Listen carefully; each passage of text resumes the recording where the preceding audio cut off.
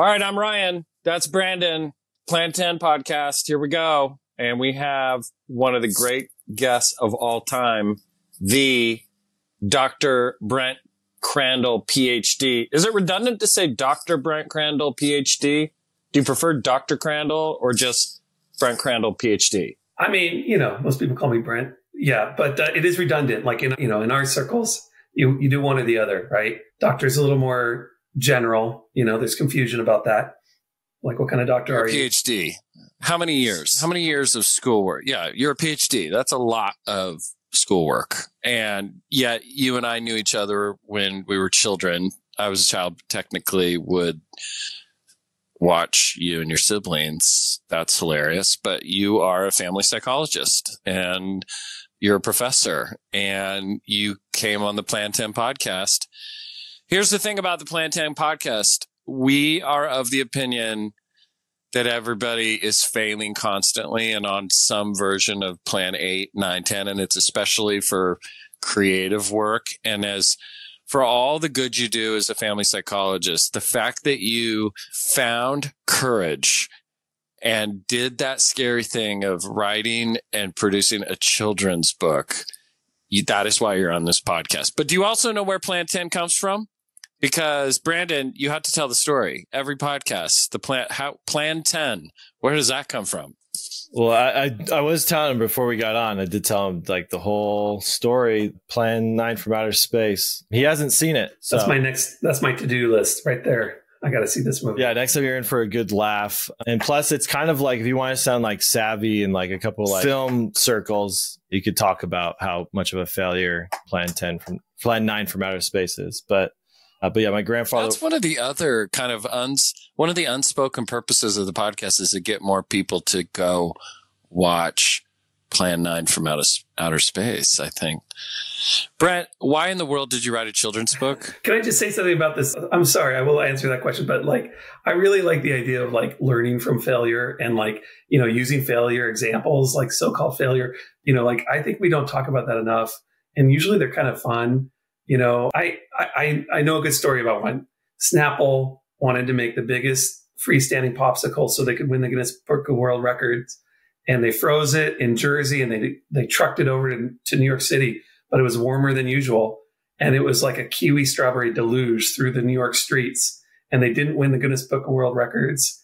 And it was just, a failure. And I used that in a book that I wrote for therapists as an illustration of like, how change is hard and how we learn as much from failure as we do from success. I think so. I love that that's kind of at the core of the name of this thing. I'll tell you though, I can't tell if the reason that people don't do creative work and get involved in creative work is because of that fear of failure or because it's such a vulnerable thing to do, to put something out there that you've created. People can make fun of it. People can really just kind of dump all over it and look deep inside your soul. So you have to answer the question though. Why in the world did you write a children's book? Yeah. Okay. So it is hard. I mean, anytime you do anything, any type of creative thing, you are like laying yourself bare and you're putting yourself out there. For me, I experienced that a lot along the way, but I had been like wanting to write a kid's book for some reason. That was important to me. The sense I make up, the post hoc rationalization I have about it is that I just loved reading books growing up. It was like special time. And then I had my daughter and I really shared that time together. And it just was like, very special time. And I could tell that she was creating memories that she's going to hold on to for her whole life.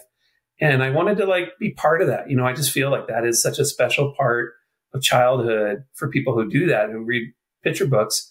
And I wanted to like, see if I could do something that would like have that kind of impact, and I knew that for some people it might, probably a small group.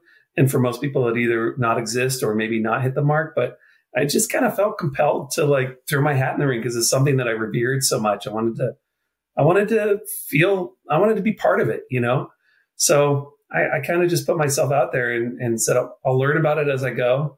This will be good for me to, I don't know. It does go along with like wanting to do something uncomfortable, wanting to fail in order to learn. I think that's like such a important part of growth. Like we learn so much from messing up. And so I figured I'd mess up, and I'm sure I did in lots of ways. Some of them I'm aware of, and some of them I'm not. So it was really personal because you're talking about your daughter. So you felt like, I'm going to write this book, and she and I are going to sit and read it together. Yeah. And it was personal because I was also talking about myself, and like, I think, we see ourselves in our children, and, and we're creating some version of like correction or connection that is based on our own experiences. I mean, that's a big part of what we do as parents, I think. And so I wanted to, like, I don't know, have that type of experience. So my daughter ended up memorizing this. I did like go do readings at the school, and people would talk to her, and she would play Opposititis is the name of the book. And so she would play Opposititis with her friends, and, she's going to have memories of this thing.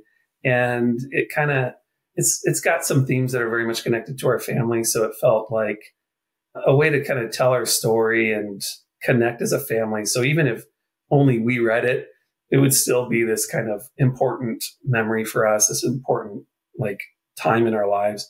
Everything's impermanent. Let's make this time memorable. Let's give it like an image that we can hold on to for years to come. Opposititis. So you put a very friendly thing in your book. You say, look, you've probably heard of arthritis, gingivitis, elephantiasis, opposititis, and you even helped me pronounce it. Opposititis.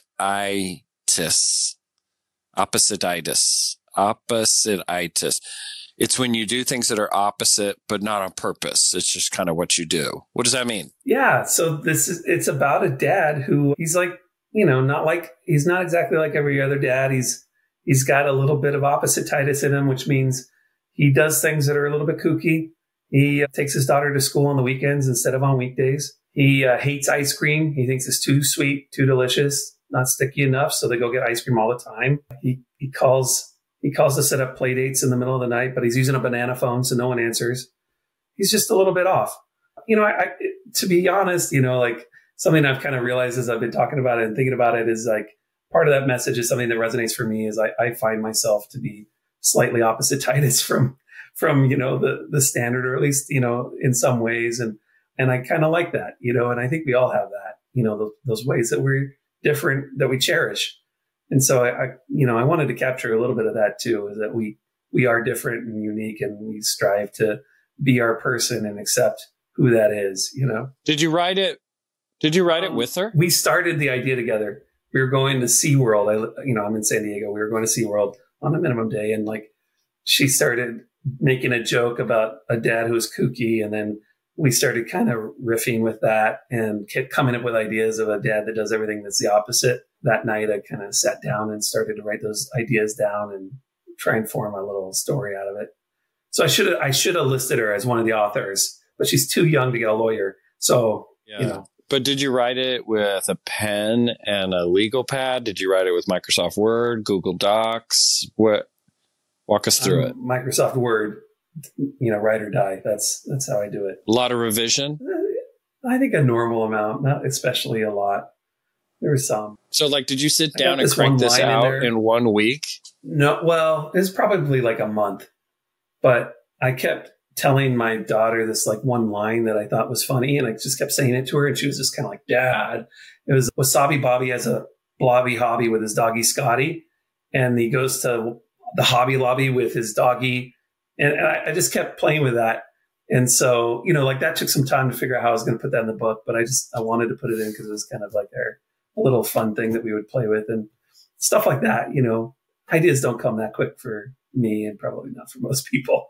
We got to kind of mull it over a little bit, So does it give you added credibility as a family psychologist to have authored a children's book, have you found? And was that like any part of the ego or any part of the work? And we're playing shrink with you a little bit. I appreciate that. I could use that as much as anybody could. But no, I don't think, I don't like the people that I treat now, my patients or clients, I think they have no idea that I wrote a children's book. I sometimes add a little thing in my bio that that as a hobby that I do that, but I don't think anyone cares, from the people I work with, it doesn't seem to come up. So far, credibility, I don't think so. It seems to be a totally different world, you know? It's like a whole different thing to learn how to like share a children's book out in the world, you know? So did the fact that you did it with your daughter help propel you over that barrier of, I don't know, you know, it's like, yeah, if I get around to it, you know, maybe I'm afraid. It sounds like you kind of had to show up and write this book and go find an illustrator and get it published and put it on Amazon and Barnes and Noble and all over the place, because otherwise you would have been a liar dad who didn't do what he said he was going to do. Which I could probably get away with. I say, well, I just had opposititis about the book, so it's okay. Yeah, no, I have been working on a different book. So I'm from Irvine, you know that, Ryan. And they used to have a lion country safari there. And at that lion country safari, they had a lion named Fraser the lion. And he was like this really old lion that came from the circus in Tijuana. And they kind of threw him out with the other lionesses. And as a joke, because he was so old, but he ended up siring a bunch of cubs, like 70 cubs. And I've been writing a children's book about that. And that's, you know, that I've been working on for years. And it's kind of like, it's been really dear to my heart because Fraser the lion. Oh, wait. Have you seen The Leftovers on HBO? No. Okay.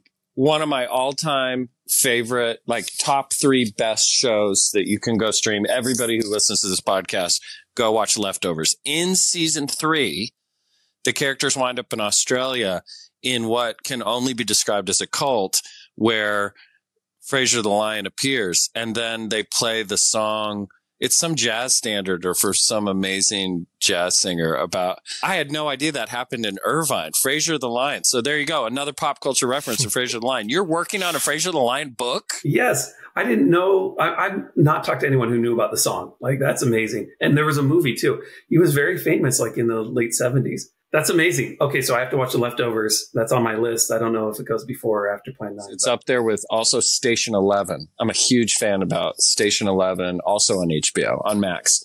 But wait, go back. Why can't you finish this book about Frasier, but Opposititis just, like, you nailed it? I don't know. I've been, like, telling the story to my daughter, but then as I sit down to write it, I kind of, the structure of it and, like, the age for it and just kind of, like, logistics I've been kind of struggling with. So I'm still working on it. I plan to have it done this year, but as I was working on that, the opposititis idea came in and I was like, oh, this is fun. And it's, you know, it's silly. I want to do this. And it just kind of moved to the front of the line. And I thought, you know, no matter what, even if I fall flat on my face, I'm going to learn from this process. I mean, I do want to write children's books. I want to have a creative outlet. And I think that's a good one. And so, you know, either way, I'm going to get something out of this. But I ended up feeling pretty good about it. I like the way it turned out. But either way, it was something that I just had to do. I just like, you know, and so it moved to the front of the line. It was like, it kind of came together easier for me. And I don't know what that's about. I mean, who knows, you know, like how our creativity hits us and then makes it happen. But I feel like it is important to act on that, you know, if you feel that spark, because we're teaching ourselves how we handle those moments of creativity, those moments of inspiration. I mean, those are precious. And if we just, you know, kind of like do them halfway, then we're teaching ourselves to do them halfway, you know, and I think that there's a part of that process of kind of seeing it through. So I'm trying to learn that, you know, as I go, but it was also fun. So that was interesting what you said there about we're teaching ourselves. Say that again. We're teaching ourselves about how we do our creative process, like how we respond to moments of inspiration, because we all have them, you know. And one, you know, there are people who teach themselves when they have those moments of creativity, hey, shut up. You're not creative. Like, knock it off. That's not your thing. You know, get back to thinking about whatever else, you know, and they kind of have a harsh inner dialogue about it. Some people say, oh, I could never do that. So they kind of demean themselves. And then some people do some of it. And then some people do these amazing things and see it through and do, like, you know, and that's why we have, you know, all this wonderful stuff that we're able to engage in, music, movies, whatever, you know. But either way, we all are struck with inspiration throughout our lives. And I think those moments are important for us. You know, it's important for us to take of Matthew. Who's this guy? Matthew Gagne. Gagne? Your illustrator? How'd you find Gagne? Yeah. Gagne. Matthew Gagne. Yeah. What's his story? He's in Wisconsin, and I saw some of his work online. And so like I hit him up and I asked if he would do it. And he was like, you know, with artists, it can sometimes be a trade-off between like really good art and attention to timelines sometimes, you know, and he was like on it, man. He like added things to it that made it more alive. He was awesome. Like I highly appreciate what he added to that because he made it way better. But yeah, I just kind of randomly cold call. Yeah. That's amazing. I mean, he had a website, you know, as an artist. I'll just call him and go find him and say, hey, I've written a children's book, illustrate mine. It. Yeah. If you want like a cool, hold on. If you want a cool Christmas card, reach out to Matt Gagne and he'll whip you up like an awesome like illustration of your family and you're in business. So yeah, cold call him, reach out to him. Anyway, cold call Luminaire Press of Eugene, Oregon, and just said, "Hey, print my book." So you can go traditional publishing, or you can go independent publishing, or there's like hybrid. I've done traditional publishing for like psychology books, and that process is like it's good. They give you like an advance up front, and then you aren't really as pivotal to the marketing. They do a lot of the marketing, and then you can do independent publishing where you're like the motor for the book because it's all you know, and then like for me, I didn't know what I was doing for that. And so I reached out to a few publishers and Luminary was one of them. And I heard back, you know, like how they could help out. And so I hit them up and they helped me out with the process. And so they're hybrid. So they kind of, it's like I still own the book, but they kind of help you with the process, you know. I don't know if that's too like in the weeds with the business side of things, but publishing is kind of an interesting world, and especially because of the pandemic, you know, it's been changing a lot. So, what was your reaction to the person on Amazon who gave you 3 out of 5 stars? I love that guy. Oh my gosh, I love that guy. He's like, it's a story of a single dad. I don't know if I can share this with my daughter.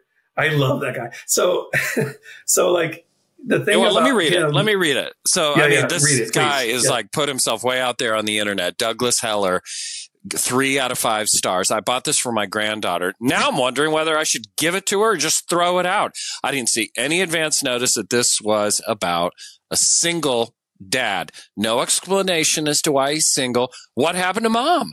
That's the obvious question. Is this really for a child of 4 or 5, or will it just confuse her? Brent Crandal, PhD, go. I really do. Okay, so let me say, this guy, I don't know him or anything, but he's like older, I gather. And, you know, he, I guess, has some hesitation about his granddaughter, being exposed to the idea that a family does not look like a traditional nuclear family. And that happens in the book, is that the family is not like, it's not like hitting you over the head with that, but that is part of what happens in the book. I've read this at schools a bunch of times, you know, and kids don't care. They are having fun with all the jokes in the book and they're reading it. And it's not trying to teach you to make your family different than, you know, a heterosexual, you know, nuclear family with, you know, 2 dogs and a dog and 2 kids, you know, like it's not trying to teach anything like that. But the family does look different than that, you know, like that 1950s ideal of Leave It to Beaver. And so I guess that's kind of what rubbed him the wrong way, is the idea that his granddaughter might be exposed to the idea that families don't all look the same. That to me is kind of hilarious. And so if I think that I've got opposititis, that I do things a little differently, and I want to own that and honor that about myself, then I kind of love the idea that someone who wants things to all be the same, that doesn't want people to have opposititis, that he gets rubbed the wrong way with this book. I think that's just right. You know, if you want things to be exactly the way they're supposed to, go for it. The fear of getting a bad review, of being criticized, of being told like, I don't know about this, you know, good try. That stops a lot of people from writing books or doing anything creative with any creative enterprise in their lives, right? I mean, I can feel a little bit of that tension. I mean, Douglas Heller really came for you. Yeah, I guess so. I don't know. It does it like legitimately and just very honestly, like I did not write it for him, you know? And so that doesn't matter to me. I really don't care that he feels very unnerved by it. It makes me feel almost like I'm successful in doing something that isn't like everything else. You know, it's very easy to do a creative enterprise that is safe and that is similar to other stuff that exists. And what the heck is the point of doing that? Why would you do that? You know, it already exists. It's already out there. Make something that is, you know, valid for the way you see the world and for the way the world feels to you, and that has truth to it. You know, and that story, Opposititis, even though it's a kid's story and it's silly, there's truth and there's heart in it. And like, I know that, and I don't remember his name, but he, you know, he doesn't know that. That's okay. He's got other books that feel that way for him, you know? So Brandon is the most talented creative I know out there. I love partnering and working with him. Have you ever been to Comic-Con, Brandon? Okay. Are you a nerd, Brandon? You look like a cool person. You don't look like a nerd. Are you a nerd? He's got a hipster vibe, doesn't he? Yeah. Like, to the extent that hipster means like, you know, like, I want to talk to this guy. I want to sit down and like, you know, have a drink with this guy. I'm a nerd. I'm a closet nerd for sure. I couldn't afford any comic books. So all the comic books I had were comics that were like given to me, like donated to me, or hand-me-downs. Comic-Con seems like a fun scene. I just never have really made the effort to make it out to it. Seems like the most advanced creative work, the most advanced computing power, the most advanced creative is really devoted, you know, to Marvel and to the big entertainment companies, and Comic-Con is one of those places. And Brent Crandal, PhD, what year are you on? You actually you're on the agenda of Comic-Con. Explain it. Yeah, there's like this kind of carve out called Geek Ed, and it is for educators and librarians and people kind of in that space to talk about the role of like pop culture in those areas, you know, and they include behavioral health in that space kind of tangentially. And so because of that, a friend of mine, her name is Drea Lindy. She's brilliant. She's a psychologist, has a podcast about the psychology of Batman called the Arkham Sessions. And she's brilliant. So people should look her up. But anyways, she's been kind of like leading this overlap of behavioral health and psychology within the pop culture space. And since she's a friend, we started talking and kind of found a lot of alignment on certain things. And so she invited me onto these panels. And so I did it for like, I think I did like 5 of them or 6 of them. And I go every time they invite me. So whenever they invite me, I'm there because I love going to Comic-Con. I went to Comic-Con before that, you know, but just as an attendee. And so it's like, it's really nice to be able to be part of it and talk about how, you know, the heroes that we have, the stories that we tell through pop culture connect with our well-being and the ways that we see ourselves, our identity, and, you know, the ways that we develop our identity and kind of move through challenges and stuff like that. So we get into those types of topics. It's always really fun to talk about it. They always have this wonderful panel that, you know, is really a diverse group of people with a lot of different opinions. So it's like, I'm always learning a ton when I'm doing it. So highly recommend it. And if you can't get a ticket to Comic-Con, the Geek Ed stuff that I was just talking about is free. You can get into that without a ticket, and then you get to do all the people watching, all the costumes and everything in the Gaslamp district of downtown San Diego. Is that fair about people who produce comics and superhero and folklore, you know, that the barrier is lower for them to go and express their creativity? I mean, if they have inhibitions, people who are in cosplay, and I don't see them, but it's probably still pretty hard to put yourself out there and go write a comic. Yeah. It's like a tremendous effort to do that. And, you know, I think for many of them, there's like a huge indie community within like Comic-Con and within like the comic book world. There's lots of like indie titles. You know, there's of course Marvel and DC, but we know the characters and you kind of work your way into that. That's like the big leagues. So a lot of people work on these smaller comic book like labels, or like Teenage Mutant Ninja Turtles was like a totally random idea. And it was like kind of like photocopied by these guys who created it. And then it, you know, like it kind of got a following, you know, like very lo-fi. So people can break through in there. And I think an idea like turtles that have, you know, toxic ooze turning them into ninjas, you know, like that idea is so out there. There's no way that would have a shot in mainstream. But not only that, they're teenagers. I alys think they're teenagers is a funny thing to throw in. Not only are they turtles, but they're teenagers. Like that's a key part of the fact that they're teenagers. Yes, totally.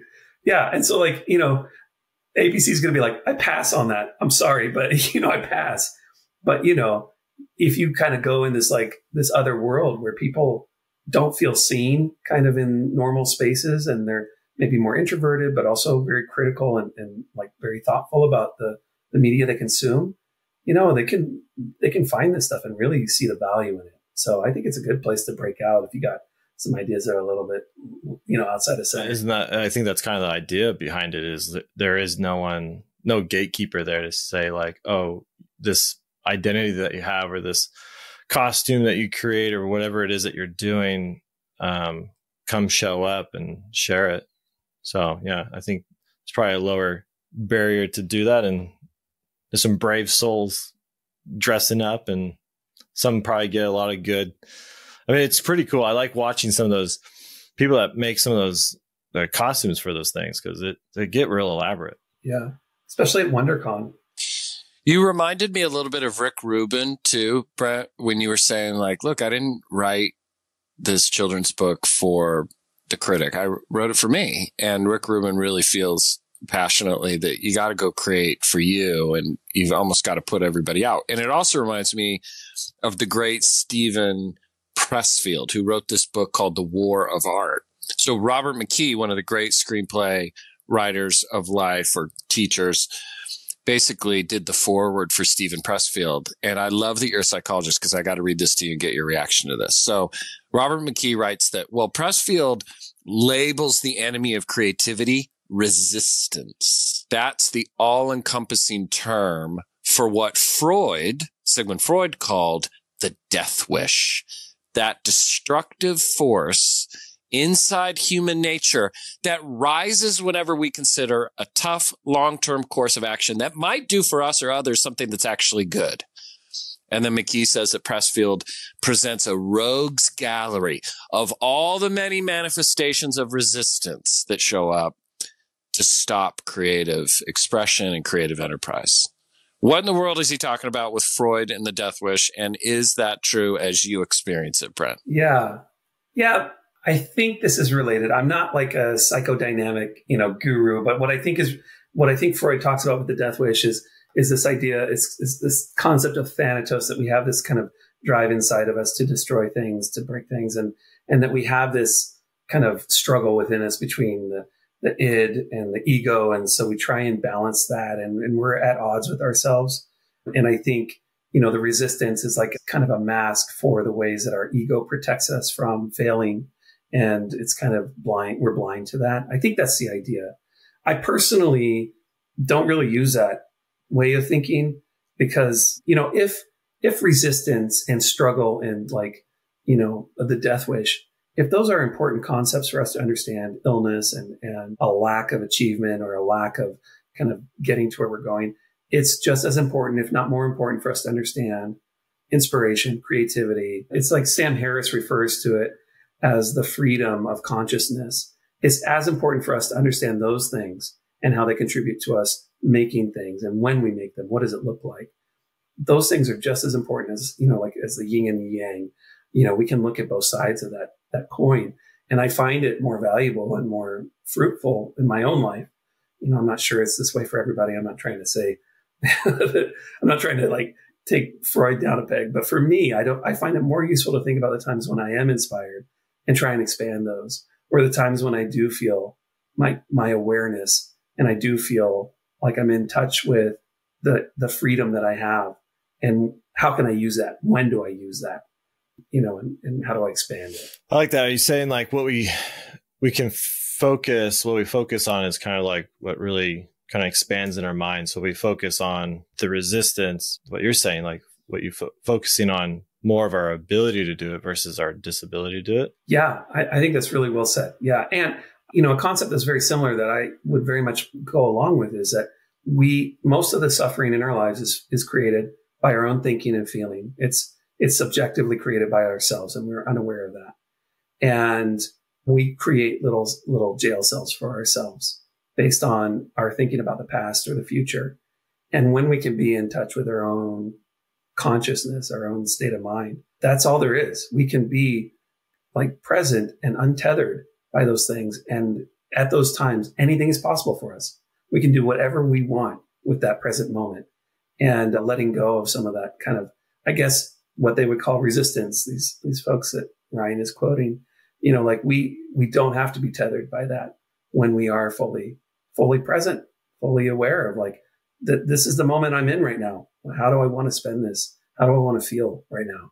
Because I get a choice in that. I think that's really key what you're saying there about being present, because I think when you do focus on maybe the things that the barriers to entries or fears or what are people going to say about these, well, it's definitely not living in the moment. You're thinking about the future. What are people going to say about me? Or maybe you're thinking about the past, about like, oh, I haven't wrote a book before, or I haven't done this creative before.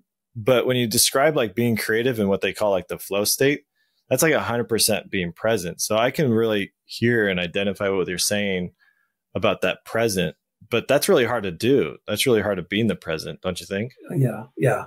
Like everything else, it's, you go to the gym one time, you're not going to be buff, like it takes practice. It takes kind of getting more comfortable being present, and like, but if that's where we shine our spotlight, then that's what we're going to see, and that's where it's going to grow, so it is hard.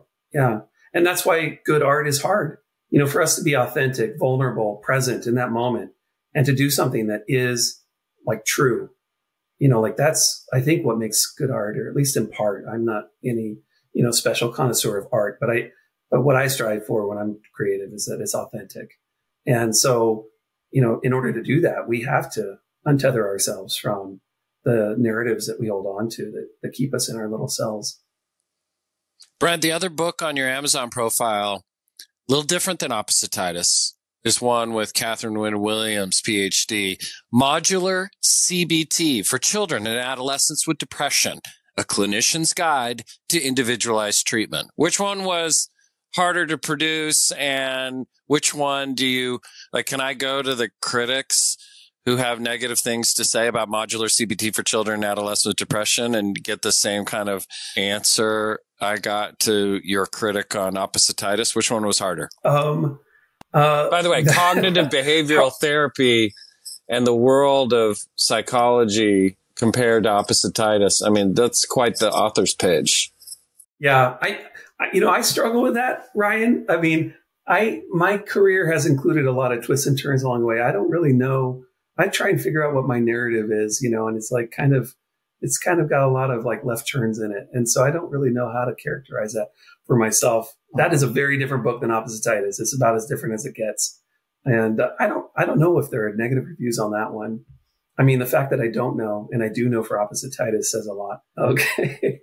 Well, that's nice. But if I go to your LinkedIn page, which anybody can do, and see you're a clinical psychologist, it looks like, you've been employed at UC San Diego Health for a while. Before that, you were at Rady Children. A lot of people, I think, articulate or at least pinpoint their fear of doing some things, fear of losing their job, fear of being criticized by a boss, or somehow having to face some economic insecurity. Did you ever have any moments of, people in my profession and being a clinical psychologist like I am, they might look down at me because I've gone out there and I'm now producing children's literature? A little bit. Like during the pandemic, I think a lot of people were evaluating their values for their careers, but I was definitely one of them. They created a new job for me at the hospital, the Children's Hospital. It was the director of behavioral health quality improvement. That was a job that didn't exist prior at that organization. I haven't heard of anyone else really having that same type of role, which was to make the behavioral health programs more evidence-based, more effective, more widely available at the hospital. It was kind of like a dream job in some ways, but I got into the administrative part of things and I just got too removed from actually making the impact in the world that I wanted and felt like I needed to make. And so I decided I was going to go back to doing clinical work, and I had been doing all this like system level work in that role and with child welfare in the state. And so I continued to do the child welfare stuff, but I let go of the stuff I was doing at Rady Children's and I moved into just being a therapist. And it's kind of like being a barber. You got one chair, you can only have one person sitting in that chair at a time. It's very different than changing a system, and yeah, that was kind of hard for me. Like, what am I choosing to do here? What are the values behind this?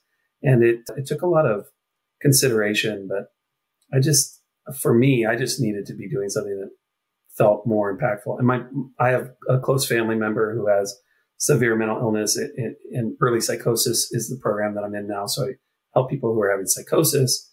And so it's like been such a good decision. It's been really a growth opportunity for me to learn about that, to be like, and when I say learn about that, what I mean is learn about pursuing my values and, kind of trusting in that process. And, I'm happier for it. I know that. Well, we're out of time. Listen, thank you so much. We got to get more people to buy this book. We got to get more people to follow you on LinkedIn. And if you want to animate Opposititis with Brandon and Plan 10 Creative, just throwing it out there. Pretty good idea. Oh my gosh. That's an awesome idea. Does Matthew do Adobe After Effects and Adobe Production with motion graphics? Because we could really bring this to life and have... Oh my gosh, what a cool idea. A YouTube version of it. I'm just throwing it out there. Before we go, give us something, everybody who listens to this podcast. What should we go read? Give us something to read to feel inspired. Aside from your book, what else out there? So, or maybe a show to go watch or stream, a show to stream. Yeah. Another podcast to listen to. Well, album to download. You're a big music guy. Give us something to go consume. I'll give you a couple of these things. I mean, first of all, you're on the right track because you're listening to this podcast and these two guys are awesome. So good for you for finding this one. And, so you're already probably good at finding new stuff. I've been listening to the new Vampire Weekend album that just came out. I'm a big fan of it. I've been reading Mark Twain just because it's fun. But I've also been reading a book about mindfulness in Buddhism.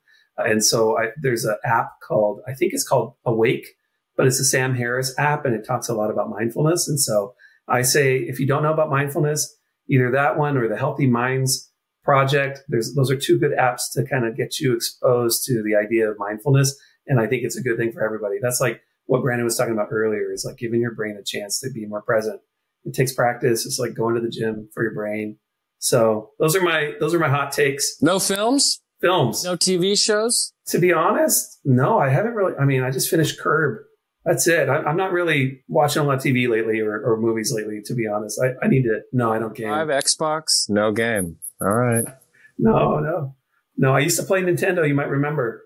OG Nintendo. Why ever? We had good days back then, didn't we? And shout out to Irvine, California, and lovely Southern California. Beautiful place to grow up. Yeah, Frasier the Lion.